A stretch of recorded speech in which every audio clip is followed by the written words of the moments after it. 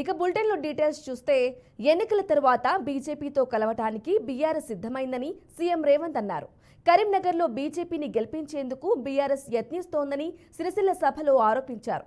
కేంద్ర ప్రభుత్వం ఏ చట్టం తెచ్చినా కేసీఆర్ సహకరించారని, తన కూతురు కవిత బెయిల్ కోసం తెలంగాణ ఆత్మగౌరవాన్ని తాకట్టు పెట్టారని విమర్శించారు. డిసెంబర్లో జరిగిన సెమీస్లో బీఆర్ఎస్ను ఓడించామని, ఫైనల్లో మోదీని ఓడించాలని వ్యాఖ్యానించారు.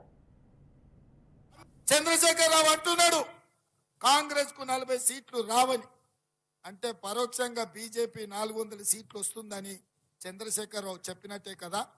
చంద్రశేఖరరావు ఇంకో మాట అన్నాడు, సంకీర్ణం వస్తుంది, అందులో బీఆర్ఎస్ ప్రభుత్వం ఉంటది, నామ నాగేశ్వరరావు మంత్రి అవుతాడని. మరి నేను చెప్పదలుచుకుని వేదిక మీద నుంచి, సిరిసిల్ల గడ్డ మీద నుంచి, బీఆర్ఎస్ ఇంటి మీద వాలిన కాకి కాంగ్రెస్ వాళ్ళ ఇంటి మీద వాళ్తే ఉన్న పలంగా కాల్ చేస్తామా, కాకిని కూడా రానియము, కారు గుర్తోని. అంటే ఎన్నికల తర్వాత బీజేపీతో కలిసి పోవాలని ఇవాళ బీఆర్ఎస్ వాళ్ళు సిద్ధమైనట్టే కదా.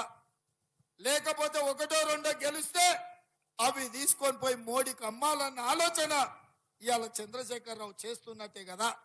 చంద్రశేఖరరావు